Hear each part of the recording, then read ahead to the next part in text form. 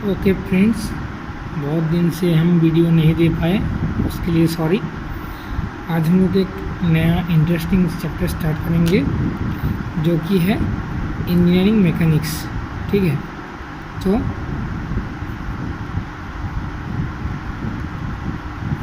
Engineering mechanics.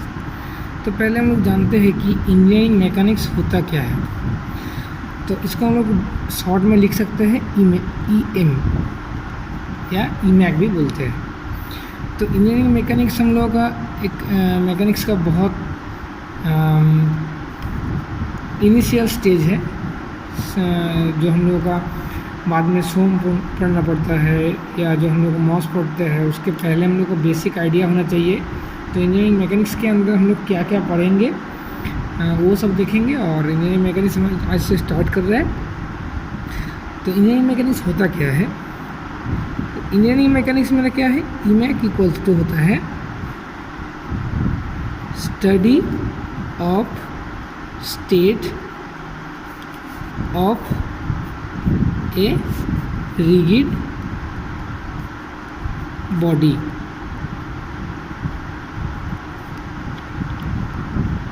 मतलब क्या हुआ? ये इंजीनियरिंग का एक पार्ट है। ये एक इंजीनियरिंग का एक पार्ट है कि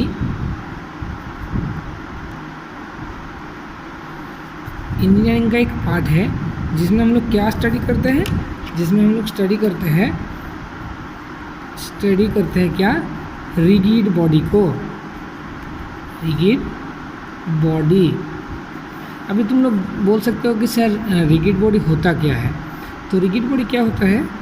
रिगिड बॉडी होता है कि ऐसा एक सब्सटेंस या ऐसा एक कोई भी पदार्थ जिसके अंदर हम लोग जब एक्सटर्नली लोड अप्लाई करते हैं ना, मतलब बाहर से जब लोड अप्लाई करते हैं तो उसके अंदर कोई भी चेंजेस नहीं आता है शेप और साइज में। तो रिगिड बॉडी क्या है? रिगिड बॉडी क्या है?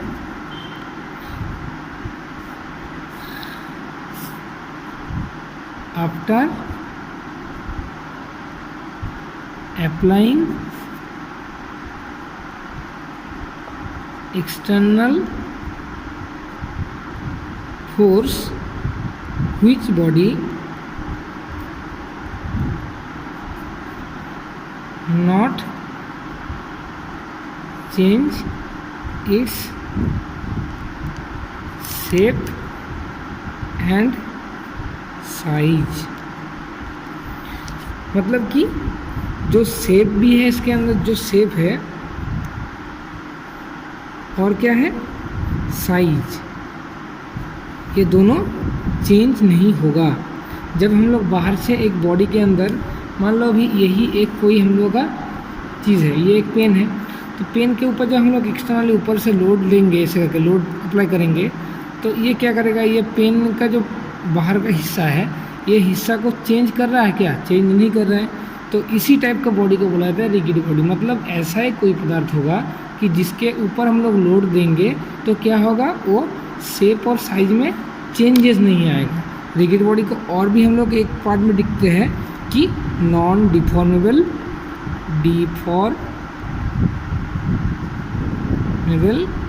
बॉडी। अभी नॉन डिफॉर्मेबल का मतलब क्या है? नॉन डिफॉर्म मतलब क्या? ब्रेक हो जाना या टूट जाना। ठीक है, तो नॉन डिफॉर्मेबल क्या होता है? मान लो एक कोई ऐसा कोई पदार्थ है, तो उसके ऊपर जब एक्सटर्नल हम लोड अप्लाई करेंगे तो ये जो चीज़ है ये ब्रेक नहीं होगा, जैसा था वैसा ही रह जाएगा। ऐसा कंडीशन को बोला जाता है रिगिड बॉडी। ठीक है, ऐसा एक पदार्थ को बोला जाता है रिगिड बॉडी। अभी हम लोग जाते हैं पहले चीज़ में। तो इंजीनियरिंग मैकेनिक्स क्या है? इंजीनियरिंग मैकेनिक्स क्या है? It is the branch of science which deals with the study of states of rigid body under the action of the applications of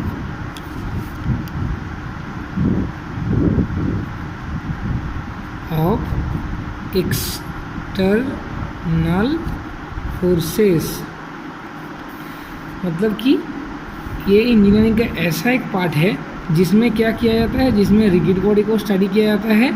कब स्टडी किया जाता है? जब उसके ऊपर हम लोग लोड देंगे एक्सटर्नली बाहर से, तो उसके अंदर क्या चेंजेस आ रहा है या उसके अंदर क्या क्या क्या चेंज दिखाई दे रहा है, उसको हम लोग जब स्टडी करते हैं तो उसको बोला जाता है इंजीनियरिंग मैकेनिक्स। समझ में आया? अभी देखो इंजीनियरिंग मैकेनिक्स समझने के बाद हम मान लेते हैं ऐसा एक इंजीनियरिंग मैकेनिक्स पढ़ रहे हैं, मतलब सभी हमको उस रिगिड बॉडी को पकड़ के चलना पड़ेगा। तो मान लो ये कोई रिगिड बॉडी ए है, ठीक है, और ये क्या है, एक रिगिड बॉडी बी है, मान लेते हैं, पर बी लिख देते हैं, और ये कोई जगह में खड़ा हुआ है और ये कोई जगह में खड़ा हुआ है, ठीक है। अभी क्या है, अभी हम बाहर से सेम अमाउंट का एक्सटर्नल फोर्स यहाँ पर दोनों जगह में अप्लाई कर रहे हैं। तो क्या होगा, पहले ये मूव करेगा, ये जब लोड ज़्यादा देंगे तो ये मूव करना स्टार्ट करेगा इस साइड में, ये भी मूव करेगा इस साइड में।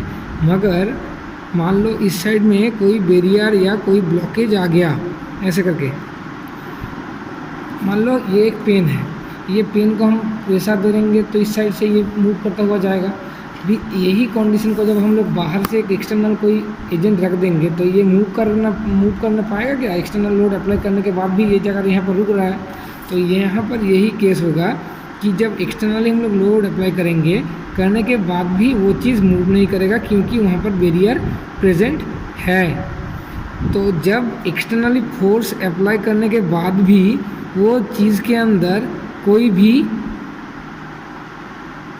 मूवमेंट नहीं होता है, तब उसको हम लोग क्या बोलते हैं? उसको हम लोग बोलते हैं, वो है स्टैटिक कंडीशन। और क्या है, जब एक्सटर्नल लोड अप्लाई करने के बाद वो क्या होगा, वो मूवमेंट करना स्टार्ट करेगा।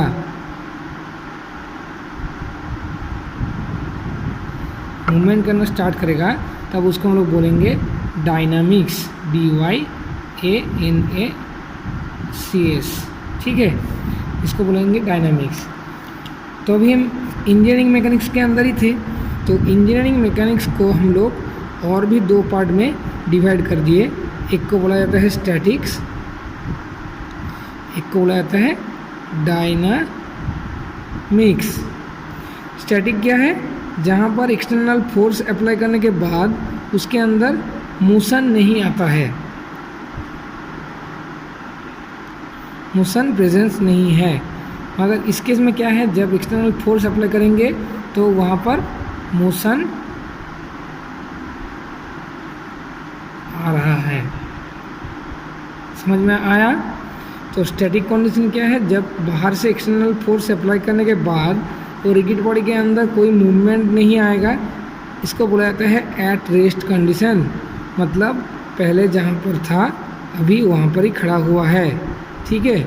ऐसे कि कोई एक बॉडी है, मान लो ए बॉडी है, यहाँ पर फोर्स दे रहे हैं, तो यहाँ पर बैरियर होने के कारण वो चीज़ क्या है,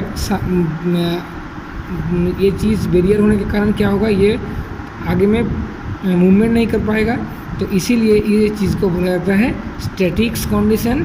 और जब और एक चीज़ यहाँ पर रहेगा और प्लेन सरफेस के ऊपर रहेगा तो प्रेशर देंगे तो वो मूवमेंट करना स्टार्ट करेगा।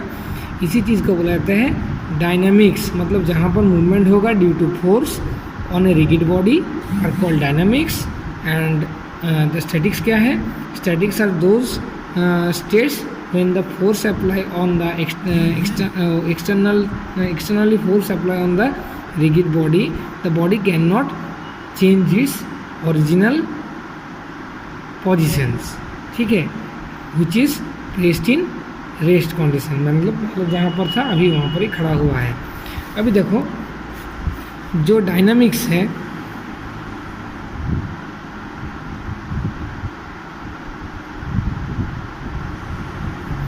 इसको दो पार्ट में डिवाइड किया गया है। एक को बोला जाता है काइनेटिक, एक को बोला जाता है काइनेमेटिक। काइनेटिक क्या है? काइनेटिक है बेसिकली जब हम लोग, डायनामिक मतलब क्या है? डायनामिक मतलब तो इसके अंदर मोशन है, इसके अंदर मोशन है पहले से ही हम जानते ही है। और स्टैटिक है, स्टैटिक के अंदर मोशन नहीं होता है। मतलब यहाँ पर वेलोसिटी का वैल्यू कुछ ना कुछ तो मिलेगा ही। और स्टैटिक के कंडीशन में क्या होगा? स्टैटिक के कंडीशन में वेलोसिटी का वैल्यू जीरो आएगा, क्योंकि वो मूवमेंट नहीं कर पाएगा ना। तो जब मूवमेंट करेगा तो उसके अंदर कुछ वेलोसिटी मिलेगा हमको। जो काइनेटिक्स है, काइनेटिक्स में हम लोग क्या करते हैं, कॉज ऑफ